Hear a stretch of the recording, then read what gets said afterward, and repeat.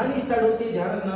वो मैं यहाँ पर राजस्थान का नक्शा बना रहा हूँ और इस नक्शे के अंदर आप लोग देखना कि क्या क्या कहानी थी रामदेव जी की, क्या क्या कहानी नहीं थी। ठीक है, अब देखो रामदेव जी का जो जन्म माना जाता है उर्दू काश्मीर सी तहसील बाड़मेर में माना जाता है। कहाँ माना जाता है? बाड़मेर। ठीक है, सी तहसील उर्दू काश्मीर बाड़मेर। उर्दू कश्मीर में गांव का नाम ही लिख देता हूं, उर्दू कश्मीर गांव। अब होता क्या है, यहां पर पड़ता अपना जैसलमेर। कौन सा? जैसलमेर। और जैसलमेर में एक जगह पड़ती है रामदेवरा, रोनिचा। रामदेव जी के कारण ही रामदेवरा नाम रोनिचा लिख देते हैं, रोनिचा। ठीक है, और जैसलमेर में एक जगह पड़ती है, उस जगह का नाम है सातलमेर। क्या नाम है? सातलमेर। ठीक है, अब इस सातलमेर नामक स्थान पर एक व्यक्ति रहता है, क्रूर व्यक्ति रहता है, उसका नाम है सातलमेर नामक स्थान पर एक व्यक्ति रहता है भैरव। भैरव नामक एक राक्षस रहता है। कौन रहता है? भैरव नामक एक राक्षस, क्रूर व्यक्ति रहता है। क्रूर व्यक्ति रहता है, आप लोगों को पता अक्सर घर की तरफ अपन कहते हैं किसी राक्षस जैसा दिख रहा, राक्षस जैसा। ये कोई मतलब सेठ था और लोगों से खूब सारा मतलब उधार देकर धन वगैरह उधार देता और ब्याज वगैरह ज्यादा लूटता था, इसीलिए इसको राक्षस कहा गया। या कुछ किंवदंतियां ये भी कहती है कि ये एक राक्षस था, हर अमावस्या को मतलब आता था और एक व्यक्ति को इस गांव से उठाकर ले जाता था। रामदेव जी को गुस्सा आया। रामदेव जी से किसके थे? कृष्ण के अवतार थे। रामदेव जी तहसील उर्दू कश्मीर से जाते हैं और किस अवस्था में थे? ध्यान रखना, उस समय ये थे बाल्य अवस्था में। कौन सी अवस्था में? बाल्य अवस्था में। और बाल्य अवस्था में जब यहाँ से जाते हैं, सातलमेर जाते हैं और सातलमेर में एक व्यक्ति का वध करते हैं। उस व्यक्ति का नाम क्या था? भैरव नामक राक्षस का ये क्या करते हैं? वध करते। क्या करते हैं? वध करते हैं। ये रहता कहाँ था? सातलमेर रहता था। अब इस सातलमेर का नाम बदल दिया इन्होंने। सातलमेर का जो सातलमेर बसाया गया था वो ध्यान रखना मारवाड़ के एक राजा हुए। कौन से राजा? मारवाड़ के राजा हुए। मारवाड़ के राजा हुए राव जोधा, जिन्होंने जोधपुर बचाया। 12 मई 1459 में जोधपुर की स्थापना की, चिड़ियाटूक पहाड़ी पर स्थापना की।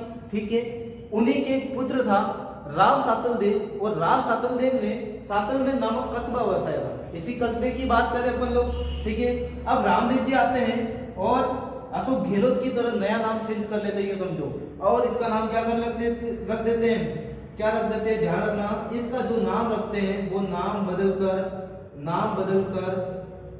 बदलकर पोखरण रखते हैं। क्या रखते हैं? पोखरण। क्या रखते हैं? पोखरण। और इस पोखरण यहाँ पर कौन कौन आके रहते हैं बाद में? तो ध्यान रखना,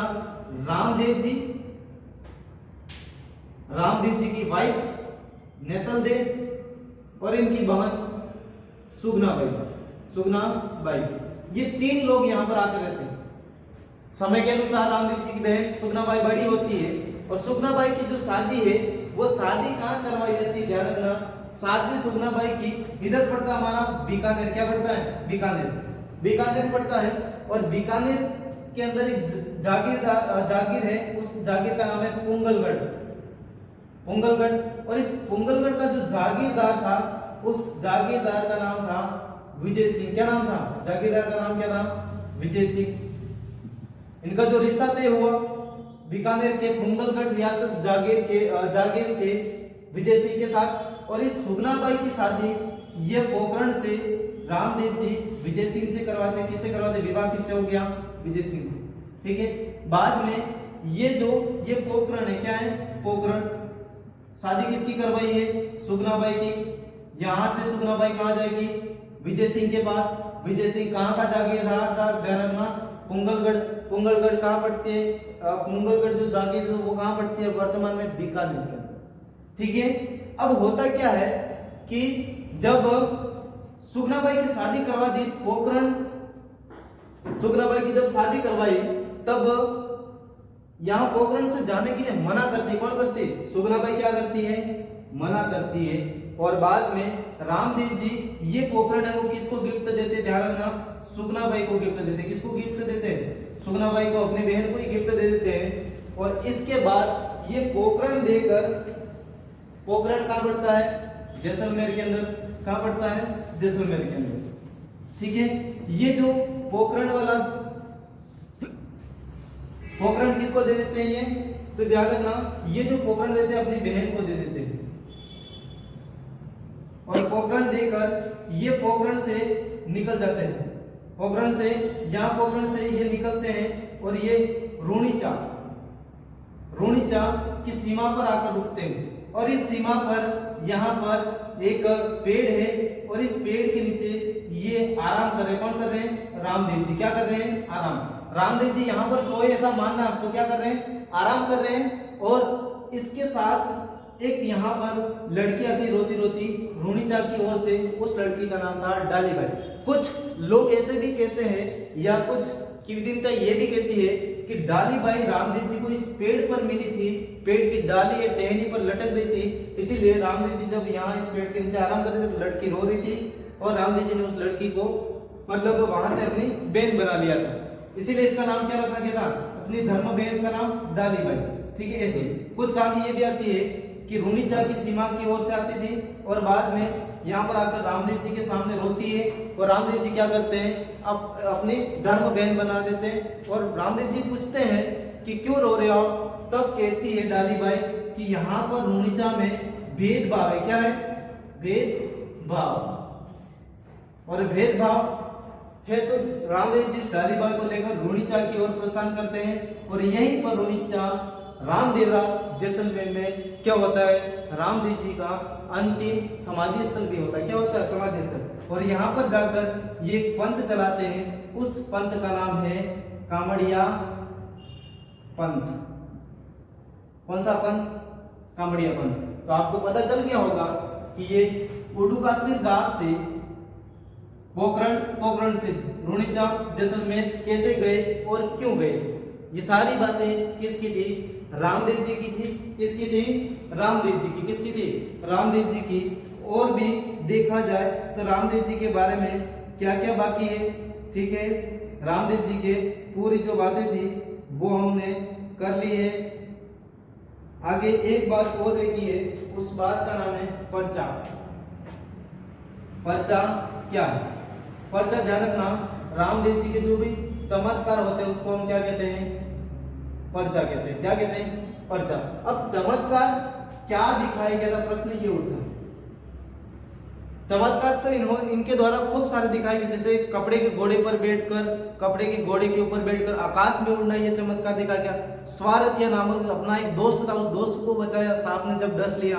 बोईता सेठ की नाव डूब रही थी, उस नाव को बचाया। लेकिन इनका जो प्रसिद्ध जो रहता है जो चमत्कार, वो क्या रहता है, ध्यान रखना, पंचपीपली नामक स्थान पर होता है। कौन सी पीपली, पंचपीपली नामक स्थान पर होता है। देखो दोस्तों, जो कहानी क्या आती है कि जब मक्का मदीना मुसलमानों का सबसे पवित्र स्थल माना जाता है। क्या माना जाता है, मुसलमानों का सबसे पवित्र स्थल माना जाता है। वहां से पंचपीठ, जब इतना सारा रामदेव जी काम कर रहे हैं तो रामदेव जी की ख्याति दूर दूर तक फैलने लगी। क्या फैलने लगी, दूर दूर तक फैलने लगी। मतलब ये समझो लेवल थोड़ा बड़ा हो गया, किसका, रामदेव जी का। और लेवल बड़ा होने से लेवल की जांच करने के लिए पंच पीर आए। कितने पीर आए, पंच पीर आए। कितने पीर, पंच पीर। पीर का मतलब होता है, ध्यान रखना, पंच का मतलब पांच, पीर का मतलब लोक देवता। ठीक है, पंच पीर आए, और पंच पीर जब आते हैं तब होता है क्या है कि रामदेव जी से मुलाकात करते। कहां पर करते, पंचपीपली नामक स्थान पर। पंचपीपली नामक स्थान पर मुलाकात करते हैं और रामदेव जी की मुलाकात होती है, बातें होती है। और बातों में अपने गांव के अंदर अक्सर आप लोगों ने देखा हो, कोई भी मेहमान आता है तो अपन जबरदस्ती कहते हैं खाना खा के जा, खाना खा के जा। वैसे रामदेव जी ने भी कहा खाना खा के जाओ, आए ही हो तो क्या करके जाओ, खाना खा के जाओ। वैसे तो पंचपीपली नामक स्थान पर वहां पर जब खाने की बात आई तब रामदेव जी घर पे ले गए। और बाद में होता क्या है कि रामदेव जी जब घर पे ले गए तो वो पंचपीर आते, वो मना कर देते हैं कि हम खाना नहीं खाएंगे आपके बर्तनों में। तब होता क्या, आपके बर्तनों में खाना नहीं खाएंगे। तो रामदेव जी ने कहा अब क्या करें, उन्होंने कहा कि हम नहीं खाएंगे। तो रामदेव जी ने कहा भले ऐसा क्या हो सकता है, आप नहीं खाओगे।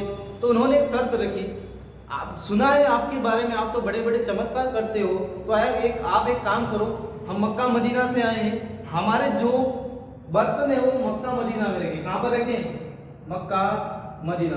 अब ध्यान रखना, मक्का मदीना जो अपने मुस्लिम भाई होते हैं उनका क्या है, क्या है, उनका पवित्र स्थल माना जाता है। ठीक है, अब ध्यान रखना, मक्का मदीना से रामदेव जी ने चमत्कार किया और रामदेव जी ने बोला आंखें बंद करो आपकी।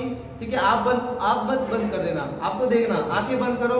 और आंखें बंद की और जैसे ही उन्होंने आंखें बंद की वैसे ही रामदेव जी ने उनके पांचों की क्या ला दिए, कटोरे ला दिए। जब ऐसा कुछ चमत्कार हो जाता है तो कहते हैं पंचपीर, कहते हैं हम तो केवल पीर है। क्या है, हम पीर है, हम तो ओनली फॉर क्या है, लोक देवता। आप तो पीरों के पीर है, मतलब आप लोक देवताओं के भी लोक देवता है। ऐसी उपाधि देकर कौन चले जाते हैं, पंचपीर। कहते हैं वो हम तो ओनली फॉर लोक देवता है, हम तो पीर है, आप तो पीरा के पीर हो, मतलब पीरारा पीर हो आप, मतलब देवताओं के भी देवता हो। ऐसा कौन कहते हैं, पंचपीर कहते हैं। ये चमत्कार दिखाए किसके द्वारा दिखाएगा, रामदेव जी के द्वारा। इसके बाद रामदेव जी के इस धरती पर पूर्ण कार्य हो जाते हैं और रामदेव जी कहाँ चले जाते हैं, परलोक चले जाते हैं और अपने समाधि स्थल की व्यवस्था कर लेते हैं। आज के इस वीडियो में इतना ही। चैनल को अधिक से अधिक शेयर करें, वीडियो को शेयर करें और चैनल को सब्सक्राइब भी जरूर करें। इसके बाद आप सभी से अपील है कि वीडियो के नीचे कमेंट करके बताएं कि आपको क्लास कैसी लगी। धन्यवाद, थैंक यू, जय हिंद।